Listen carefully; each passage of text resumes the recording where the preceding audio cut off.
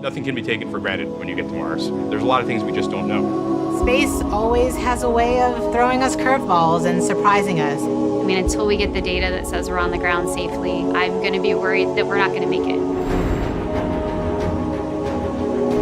Entry, descent, and landing is often referred to as the 7 minutes of terror because it takes about 7 minutes to get from the top of the atmosphere of Mars to the ground safely. The spacecraft has to do all of this by itself. There are many things that have to go right to get Perseverance onto the ground safely. There's a lot counting on this. This is the first leg of our sample return relay race. There's a lot of work on the line. Starting about 10 minutes before atmosphere entry, we get rid of really the spacecraft part of the rover that's been supporting us. We come screaming in to the Martian atmosphere at 12 to 13,000 miles per hour. And the heat shield is what dissipates all that initial energy through friction. The vehicle will continue actually flying itself through the atmosphere. It's sort of like a transforming vehicle that went from a spacecraft and now it's kind of like an aircraft actively guiding itself. When we're going slow enough, we deploy a parachute. The biggest supersonic parachute we've ever sent to another planet. It's critical for slowing down the vehicle.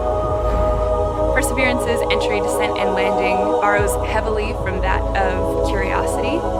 But fundamentally, Perseverance is a different rover. She's bigger, she has different instruments. We've added a lot of smarts on the inside to make it more capable so that it can deal with the landing site that we've given. The science team identified Jezero Crater as basically an ancient lake bed and one of the most promising places to look for evidence of ancient microbial life and to collect samples for future return to Earth. The problem is it's a much more hazardous place to land. You look at Jezero, all you see is danger. How do we go to a site that we never thought was safe enough to go to before? So the heat shield, which has protected us all the way through entry, is no longer necessary. We need to get that off so that we can actually see the ground. And we can see the ground in a couple different ways. Perseverance will be the first mission to use terrain relative navigation. So while it's descending on the parachute, it will actually be taking images of the surface of Mars and determining where to go based on what it sees.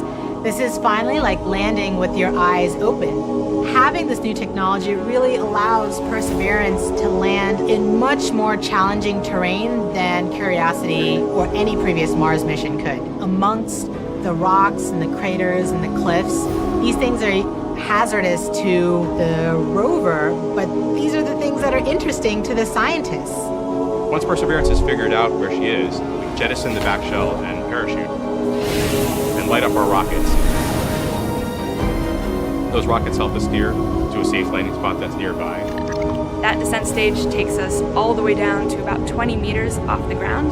That's when we start the skycrane maneuver. Once the rover has hit the ground, the descent stage will cut loose from the rover and fly away to a safe distance. Surviving that 7 minutes is really just the beginning for Perseverance. Its job, right, being the first leg of sample return, to go look for those signs of past life on Mars. All that can't start until we get Perseverance safely to the ground. And then that's when the real mission